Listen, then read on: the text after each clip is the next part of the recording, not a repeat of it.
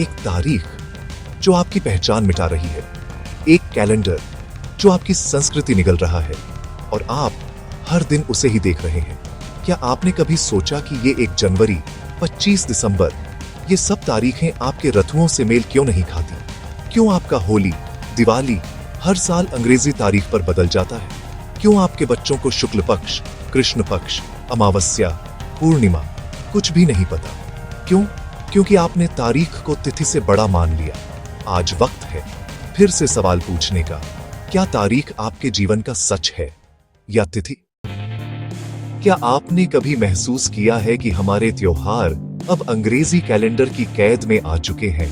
मकर संक्रांति को छोड़कर शायद ही कोई पर्व स्थायी तारीख पर आता है। कारण है, अंग्रेजी कैलेंडर प्रकृति से नहीं, केवल गणना से जुड़ा है। लेकिन हमारी हिंदी तिथि, वह तो साक्षात चंद्र, सूर्य और नक्षत्रों से संवाद करती है। हजारों वर्षों पूर्व जब धरती पर न कोई घड़ी थी, न घंटा घर और न ही कोई कागजी कैलेंडर, तब भी भारतवर्ष का आर्ष, किसान, गृहस्थ और व्यापारी जानता था कि कौन सा दिन किस कर्म के लिए शुभ है। इसका रहस्य छिपा था पंचांग और तिथियों की दिव्य गणना में।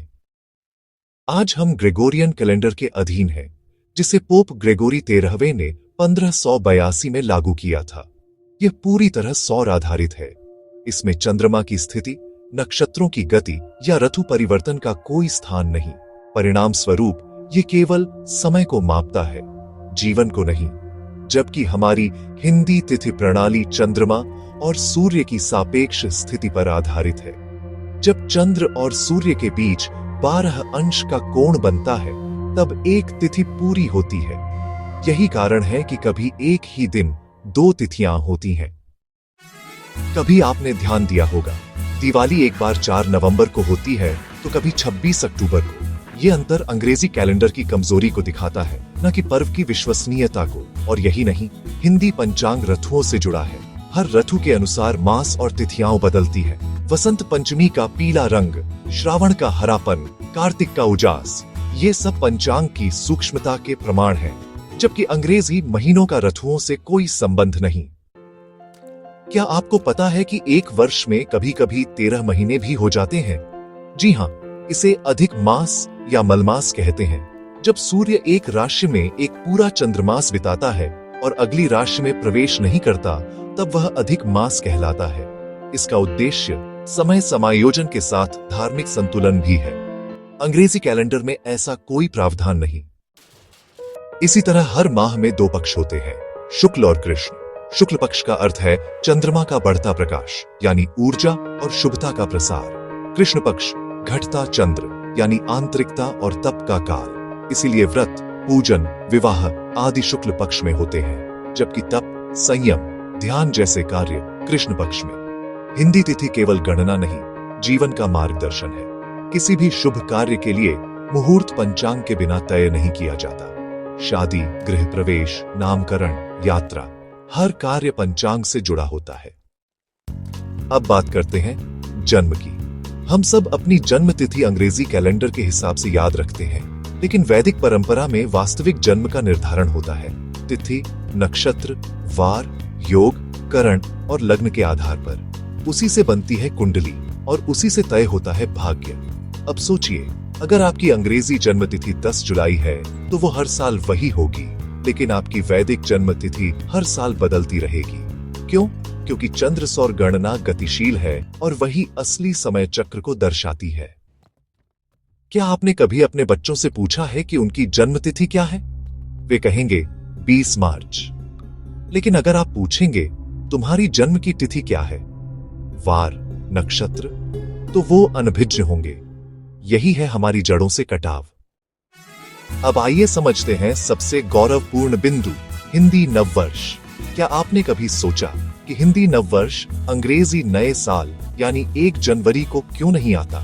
क्योंकि हमारे पूर्वजों ने कभी साल की शुरुआत ठंडी, निर्जीव ऋतु से नहीं मानी। हिंदी नववर्ष चैत्र मास की शुक्ल प्रतिपदा से शुरू होता है, जो आमतौर पर अंग्रेजी कैलेंडर में मार्च के अंत या अप्रैल की शुरुआत में आता है।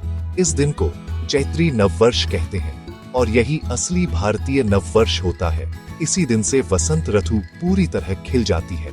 पेड़ पौधे, जीवन और ऊर्जा फिर से जागते हैं। इस तिथि को ब्रह्मा जी ने सृष्टि की रचना की थी। यही कारण है कि इसे नव संवत्सर भी कहा जाता है। विक्रम संवत और शक संवत दोनों की शुरुआत इसी दिन से होती है।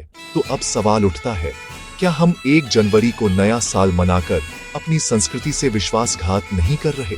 त्योहार, व्रत, संस्कार, ऋतु, कर्म और काल, ये सभी पंचांग और तिथि पर आधारित हैं। अंग्रेजी कैलेंडर केवल तारीखें देता है, तिथियां नहीं। वह केवल समय को गिनता है, समझता नहीं। क्या कोई ऐसा कैलेंडर हो सकता है जिसमें जन्म और मृत्यु की घड़ी तक लिखी हो? हाँ, वो है हिंदी पंचांग। यही कारण है कि हजारों वर्षों से पंचांग से ही भविष्यवाणी होती है, विवाह तय होते हैं और जीवन की दिशा निर्धारित होती है। हिंदी तिथि केवल संख्या नहीं है, ये जीवन की लय है। सूर्य, चंद्रमा, पृथ्वी, नक्षत्र, सबका तालमेल है इसमें। अब सोचिए, क्या कोई पश्चिमी कैलेंडर हमारे यहाँ के चातुर्मास, अधिमास, एकादशी, प्रदोष, महाशिवरात्रि, नवमी, चतुर्थी को समझ सकता है? नहीं, क्योंकि वो केवल गणना जानता है, अनुभूति नहीं। आज अगर हम अपने बच्चों को पंचांग, नक्षत्र और तिथि नहीं सिखाएंगे तो कल वो अपनी जड़ें खो देंगे। वो न केवल भारतीयता से कट जाएंगे बल्कि प्रकृति से भी। जो पंचांग हजारों वर्षों तक हमारे जीवन का केंद्र रहा, आज वही पंचांग सिर्फ पंडितों की किताबों तक सिमट गया है। अब समय है जागने का, समझने का और अपने जीवन को फिर से तिथि के अनुसार जीने का। अगर आपको यह वीडियो जरा भी ज्ञानवर्धक या भावनात्मक लगा हो तो इसे एक मिशन की तरह आगे बढ़ाइए। अपने परिवार, अपने दोस्तों और आने वाली पीढ़ियों तक इसे पहुंचाइए। आज तिथि की बात करना केवल एक विषय नहीं, बल्कि अपने अस्तित्व को याद करना है। हमें तय करना होगा कि हम सिर्फ आधुनिक बनना चाहते हैं या अपनी जड़ों से जुड़े रहना भी सीखना चाहते हैं। हमें अपनी संस्कृति पर गर्व है और यही गर्व हमें दुनिया से अलग बनाता है।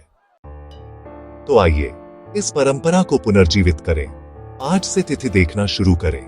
चैनल को सब्सक्राइब करें, इस वीडियो को शेयर करें और कमेंट में लिखें, मैं अपनी तिथि के साथ हूं। जय भारत, जय संस्कृति, जय तिथि।